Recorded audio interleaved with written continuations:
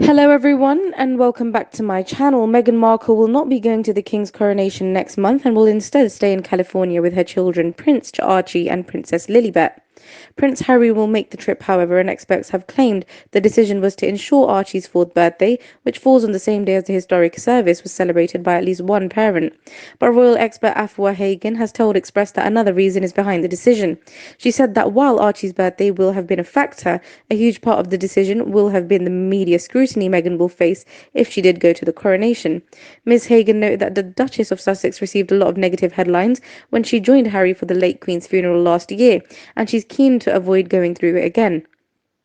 Discussing the criticism Meghan receives, the expert said that has got to be quite frustrating and annoying given she is just living her life and going about her business supporting her husband. She doesn't want to put herself through all that because it's not worth it. Miss Hagen went on to say that Meghan's decision not to attend the coronation was a masterstroke, adding she has taken away the ability for people to criticize what she's wearing, what she's doing, or not getting in a car the right way. People won't be able to mock her. This is part of the reason she didn't want to give them the sideshow, and she didn't want to let them tear strips off her. I think that played a huge part in her decision. The royal commentator also remarked that the announcement that Harry would attend the coronation alone took her by surprise, as she fully expected the couple to step out for the event together. It was the least likely scenario, she said, as she thought the family of four would travel to London together to allow them to celebrate Archie's birthday as a family once the coronation service was over. But she said the decision for one parent to stay behind with the children was a normal one and represents one of the dilemmas that families face across the globe when diary clashes take place. On Wednesday, the palace in Sussex coordinated a statement to announce that Harry would be attending the coronation alone.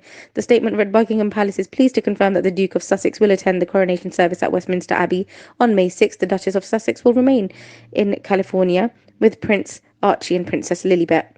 It came after months of speculation over whether the couple would make the trip to London for the historic event following a turbulent time for the royal relations.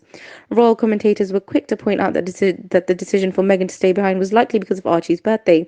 Omid Scobie, who co-wrote a biography on the Duke and Duchess of Sussex, said this and wrote on Twitter, I understand that Archie's fourth birthday also on May 6 played a factor in the couple's decision. Expect it to be a fairly quick trip to the UK for Prince Harry, who will only be attending the coronation ceremony at Westminster Abbey.